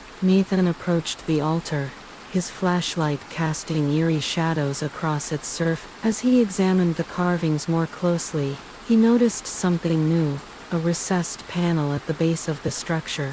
Reaching out tentatively, he pressed his palm against it, and the ground beneath him shifted. A hidden compartment slid open, revealing a bundle of parchment scrolls bound with twine. Unrolling one of the scrolls, Nathan discovered a map, not of the caves, but of the stars. Constellations unfamiliar to modern astronomy formed complex patterns, connected by lines that created shapes resembling the symbols he'd seen throughout the cave system. Beneath the map were written instructions in an archaic script, detailing a ritual meant to summon something referred to only as the Keeper. The Keeper, Nathan murmured, his mind racing.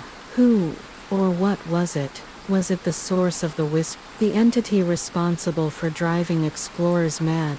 Before he could delve deeper into the text, the chamber began to change. The columns of limestone shuddered, cracking apart to reveal glowing blue veins running through the rock. The air thickened, charged with static electricity, and the whispers returned louder, clearer, more insistent. This time, however, they weren't pleading or crying, they were commanding. Finish the ritual. Nathan stumbled backward, clutching the scroll tightly. His rational mind screamed at him to leave, to abandon the cave and never look back.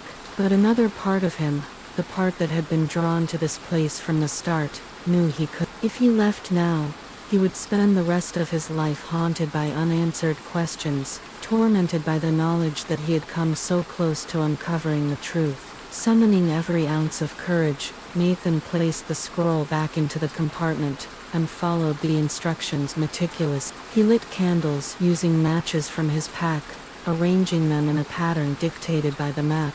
He recited the incantations scrawled beneath the constellations, his voice trembling but resolute. And then, as the final word left his lips, the chamber erupted in blinding light. When the brilliance faded, Nathan found himself standing in a void, a featureless expanse of blackness, stretching infinitely in all directions. Before him loomed a figure taller than any human, its form constantly shifting, composed of swirling smoke and flickering light. Its eyes burned with an intelligence older than time itself, piercing Nathan's soul with a single glance. "You have called me forth," the figure intoned, its voice resonating like thunder. "What do you seek?"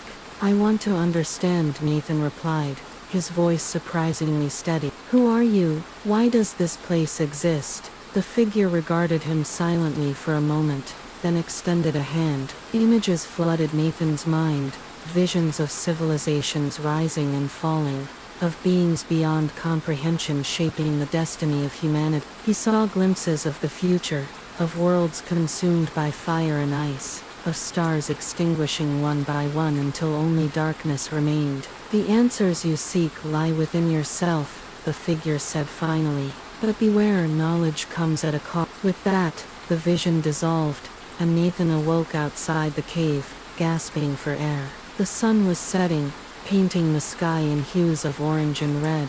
His team was nowhere to be found, and the scroll was gone, leaving behind only the memory of what he had witnessed. What was the true purpose of the ritual? Did Nathan survive his encounter with the Keeper, or was he forever altered by the experience? Where did his team disappear to, and why were they erased from existence? Could the Whispering Depths be a gateway to another dimension, or is it merely a testing ground for those deemed worthy of forbidden knowledge? Your theories are crucial to unraveling the enigma of the cave. Horror thrives on collective interpretation, on the interplay between creator and audience. Scroll down to the comments section and share your insights. Could the keeper be a benevolent force offering enlightenment, or is it a malevolent entity manipulating mortals for its own gain? Is the cave system alive, feeding on the fears and desires of those who enter? Challenge assumptions, build connections, and propose new ideas. Together, let's explore the depths of this chilling tale and uncover the truths buried in the dark.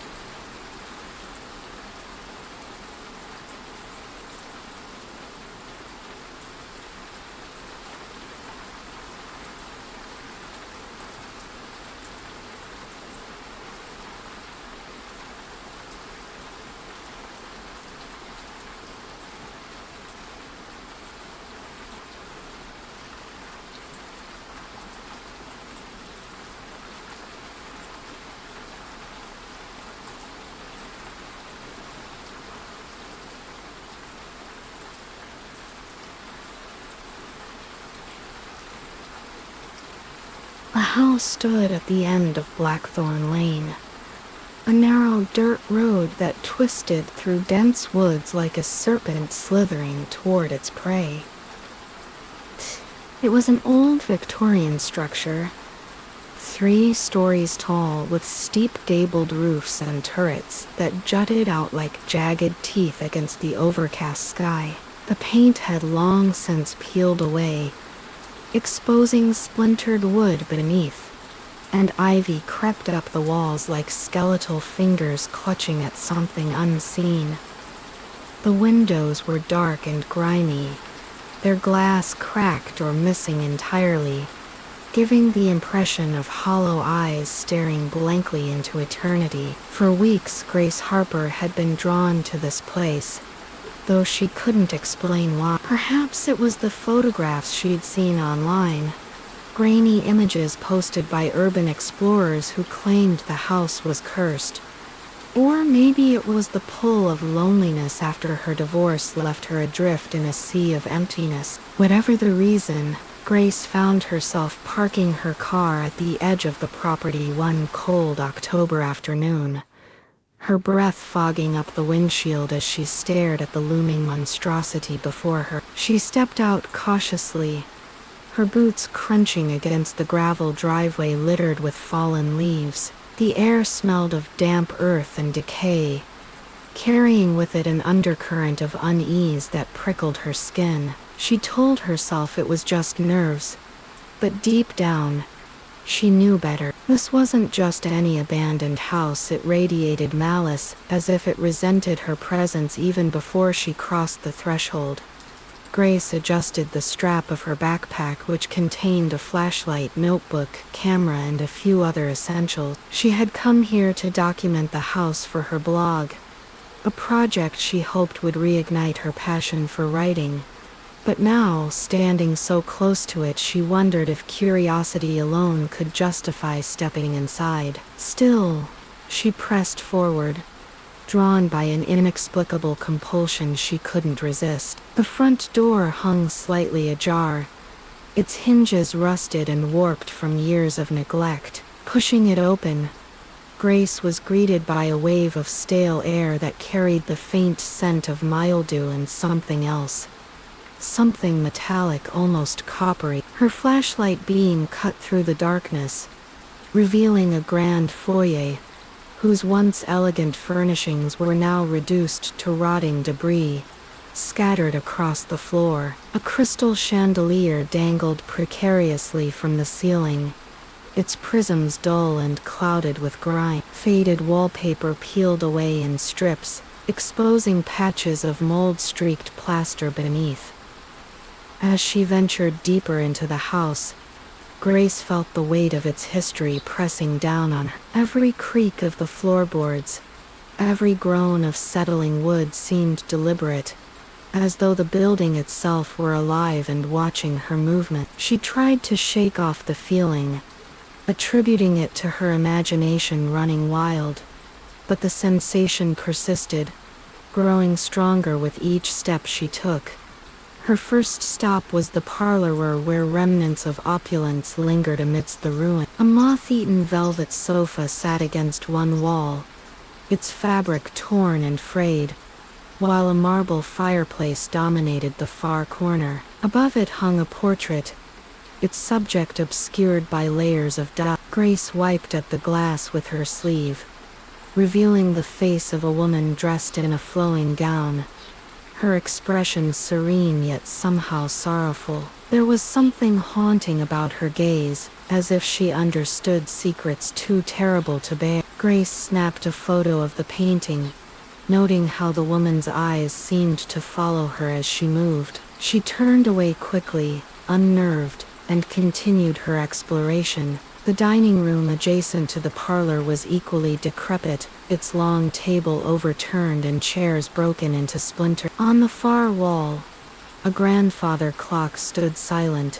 its pendulum frozen mid-swing. Something about it unsettled Grace, not because it was unusual, but because it felt wrong, unnatural, as if time itself had stopped within these walls. By the time she reached the staircase leading to the upper floors, twilight had descended, casting the house in shadows that danced unnaturally along the walls. Grace hesitated, her instincts screaming at her to leave while she still could. But the thought of turning back felt like surrender, and she refused to let fear dictate her actions. Taking a deep breath, she ascended the stairs, her footsteps echoing eerily in the silence. The second floor consisted of a series of bedrooms, each more dilapidated than the last. In one room, she discovered a child's doll lying face down on the floor, its porcelain head cracked and eyes painted wide with terror. Nearby,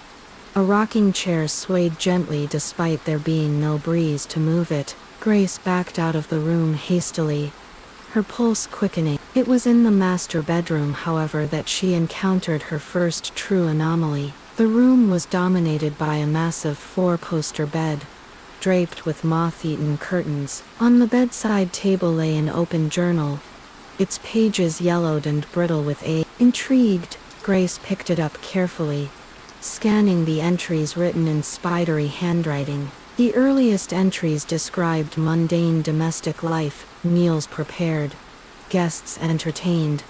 But as she flipped further, the tone shifted dramatically. The writers spoke of strange noises coming from the walls, of shadows moving when no one was present, of voices whispering names in the dead of night. One passage sent a chill down Grace's spine.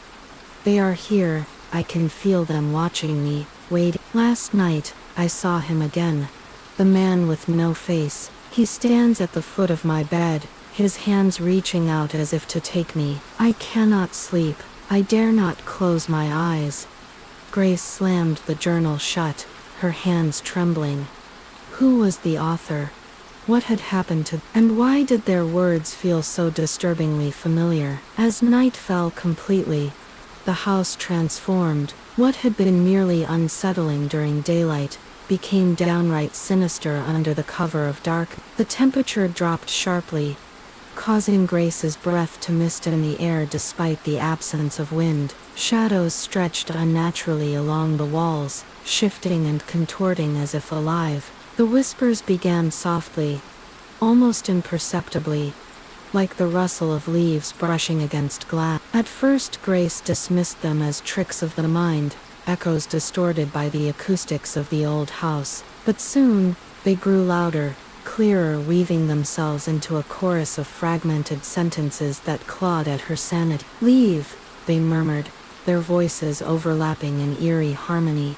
"You shouldn't be here."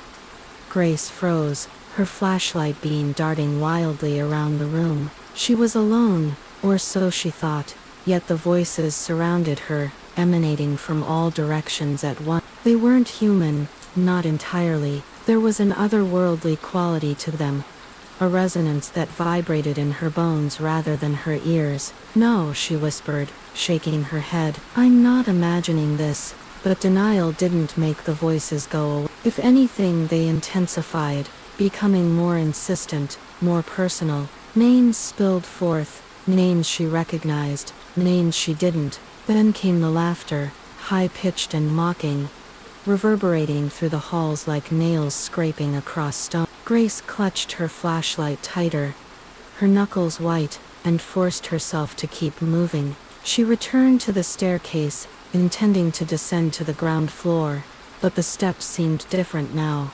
Longer, narrower, twisting in ways that defied logic. The banister was slick with moisture, and the air smelled faintly of sulfur. Halfway down she paused, certain she heard footsteps behind her. Slowly, she turned, her light illuminating nothing but empty space. "Who's there?"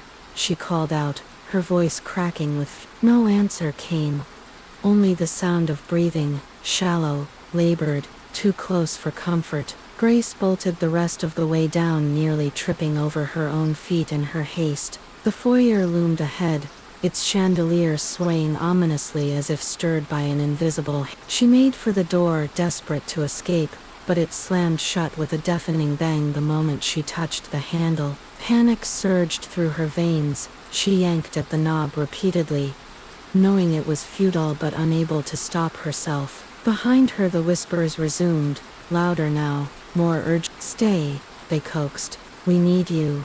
Grace spun around, her flashlight beam sweeping across the room. For a brief moment, she thought she saw movement, a figure darting between the shadows, but it vanished before she could focus on. Her heart pounded in her chest, her thoughts spiraling into chaos. Was she trapped? Had the house lured her here only to ensnare her? Summoning every ounce of courage, Grace decided to fight back. She shouted into the void, demanding answers, challenging whatever force haunted the house. To her surprise, the whispers ceased abruptly, leaving behind an oppressive silence that weighed heavily on her chest. Silence, however, is often more terrifying than noise. And then she saw it. Standing at the top of the staircase was the man from the journal, the man with no face. His body was solid enough, clad in a tattered suit that might have been stylish decades ago, but his head was featureless, smooth and pale like polished marble.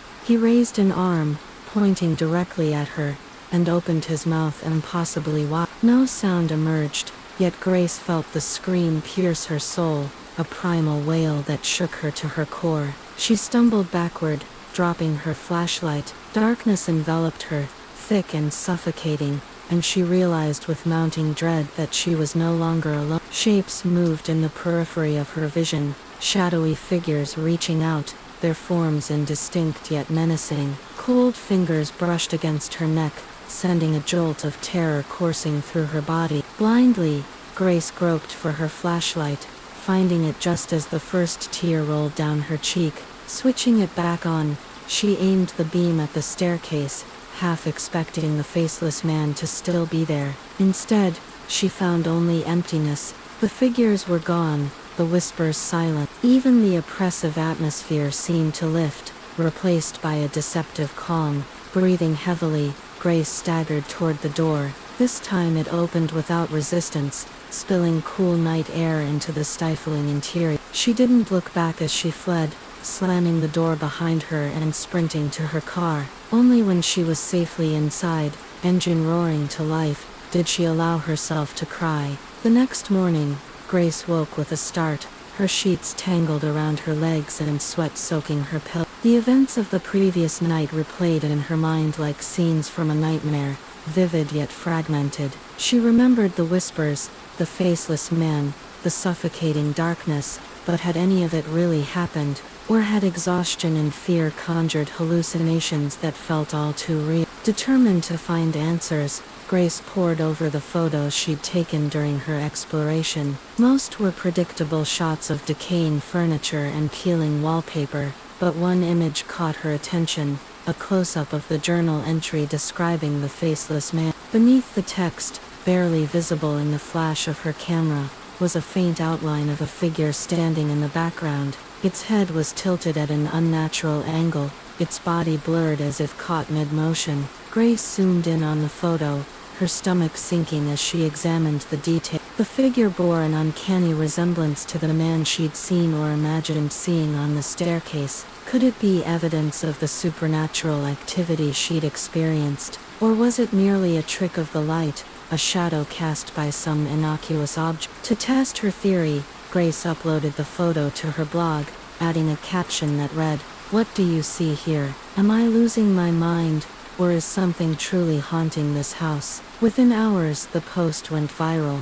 drawing hundreds of comments from readers eager to share their theory. Some suggested the figure was a ghost, others believed it was a glitch in the camera lens. A few even claimed to recognize the shape, describing encounters with similar entities in supposedly haunted locations. One commenter stood out among the rest. Their username was simply Watcher, and their reply was cryptic yet chilling. "You've awakened something ancient, leave it alone before it consumes you." Grace stared at the message, her blood running cold. Who was Watcher and how did they know what she'd experienced? She replied privately asking for clarification but received no response. The account disappeared shortly afterward, leaving her with more questions than answers. Despite the warning, Grace couldn't let go of the mystery. Over the following days, she delved deeper into the history of the house, scouring local archives and interviewing elderly residents who remembered its past occupants. What she uncovered painted a grim picture. The house had been built in the late 1800s by a wealthy industrialist named Victor Langley, whose obsession with occult practices earned him both admiration and disdain from his peers. Rumors circulated that he performed rituals in the basement, attempting to communicate with beings beyond the veil of death. Tragedy struck in 1912, when Langley's wife and daughter died under mysterious circumstances, their bodies discovered locked inside a hidden chamber beneath the house. Langley himself vanished shortly thereafter,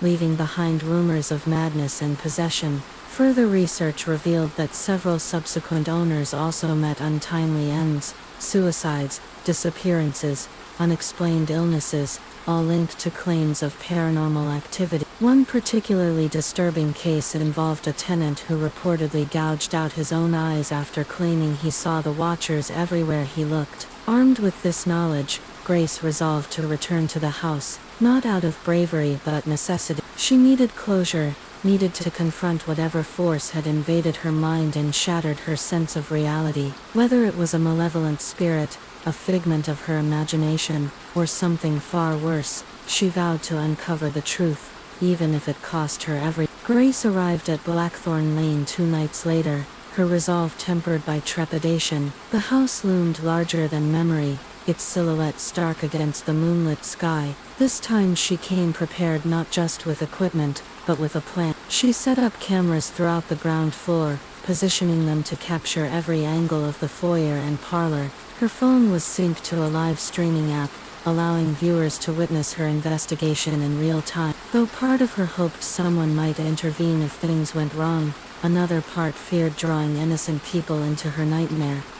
As she entered the house, the atmosphere was immediately heavier, charged with an electric tension that crackled in the air. The whispers returned almost instantly, louder and more insistent than before. Grace ignored them, focusing instead on setting up her gear. When everything was ready, she addressed the camera. "I'm going upstairs," she said, her voice steady despite the knot of fear tightening in her chest. If something happens, don't come looking for me." With that she ascended the staircase, her flashlight beam cutting through the oppressive darkness. The second floor felt different tonight, as if the house itself had shifted, rearranging its layout to disorient. Rooms she remembered from her previous visit were now unfamiliar, their contents altered or missing entirely. In one bedroom she found a crib toppled onto its side, its mattress soaked with what appeared to be dried blood. Beside it lay a teddy bear, its button eyes missing, its stuffing spilling out like entrails. Grace recorded everything,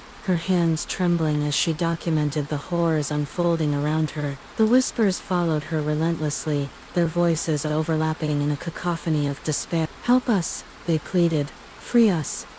In the master bedroom she discovered the source of the journal entry, a locked chest tucked beneath the bed. It took several minutes of fumbling with a crowbar to pry it open, revealing a collection of items that chilled her to the bone. Tarot cards stained with ink that looked suspiciously like blood, a dagger engraved with runes, and a photograph of Victor Langley standing beside a robed figure whose face was obscured by shadow. Before she could examine the contents further, the lights on her cameras flickered and died simultaneously. Darkness engulfed her, punctuated only by the weak glow of her flashlight. Panic bubbled up in her throat, but she forced herself to remain calm. She switched on her phone's flashlight app, using its dim illumination to navigate back to the staircase. That's when she saw them.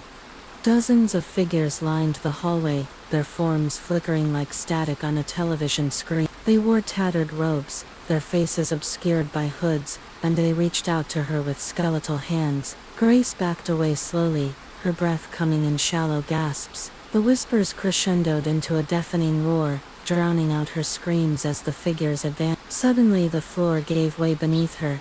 She plummeted into darkness, landing hard on a cold stone surface. Pain shot through her ankle, but adrenaline kept her moving. She was in the basement, she realized, a labyrinthine network of tunnels lit by sputtering torches mounted on the wall. The air smelled of brimstone, and the walls were covered in symbols etched into the rock.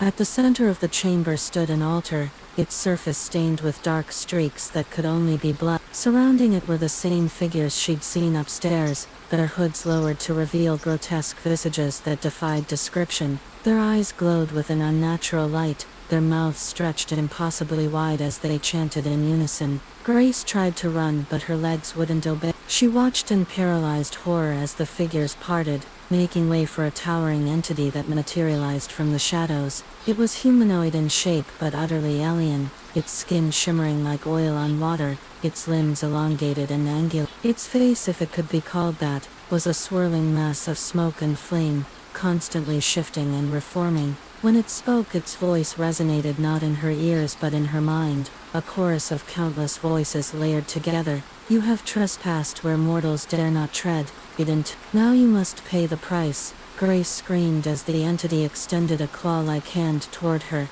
Her vision blurred, her thoughts fragmenting into chaos. The last thing she saw before succumbing to unconsciousness was the faceless man, standing silently in the corner of the chamber, his featureless head tilted in what might have been pity or amusement. When Grace awoke, she was lying in her car, parked at the edge of Blackthorn Lane. The sun was rising, casting golden light over the forest. Her phone buzzed incessantly, notifications piling up from concerned viewers who had watched her livestream until the feed cut off abruptly. She checked the recording, only to find it corrupted, the final moments replaced by static. Her ankle throbbed painfully, and bruises marred her arms and legs, evidence of her fall. But beyond that, she had no memory of how she'd escaped, or whether she'd truly escaped at all. The journal, the chest, the ritualistic artifacts, they were gone, leaving behind only fragments of a nightmare she couldn't fully recall. Over the following weeks, Grace struggled to piece together what had happened. She revisited the footage, analyzed every comment left on her blog, and scoured forums dedicated to paranormal phenomena. Some suggested she had summoned the entity willingly, perhaps unknowingly completing a ritual begun by Victor Langley. Others believed she had become a vessel for something ancient, a conduit for forces beyond comprehension. One theory resonated deeply with her, the idea that the house wasn't just haunted, it was alive, that it fed on fear and despair, manipulating those who entered into acts of self-destruction. If true, then her survival might have been an anomaly, a rare instance of resistance against its influence. Yet unanswered questions lingered. What was the purpose of the ritual? Why had the entity spared her? And what role did the faceless man play in the equation? These mysteries gnawed at Grace, keeping her awake at night and driving her to continue investigating despite the danger. She eventually returned to the house once more, hoping to find closure or redemption. But when she arrived, Blackthorn Lane was gone, erased from existence as if it had never been. Locals denied any knowledge of the house, and maps showed only dense woodland where it should have stood. Grace was left with nothing but memories and the nagging suspicion that the entity still watched her biding its time until she stumbled into its grasp again. What truly resides within the walls of the house on Blackthorn Lane? Is Grace safe, or has she unknowingly sealed her fate by surviving her encounter? Could the entity be a benevolent guardian testing her worthiness, or is it a malevolent force bent on consuming her soul? Your theories matter. Horror thrives on collective interpretation, on the interplay between creator and audience. Scroll down to the comment section and share your insights. Could the house be a gateway to another dimension, preserving fragments of the past like a living archive? Or is it cursed, feeding on the fears and desires of those who enter? Challenge assumptions, build connections, and propose new ideas. Together, let's explore the depths of this chilling tale and uncover the truths buried in the darkness.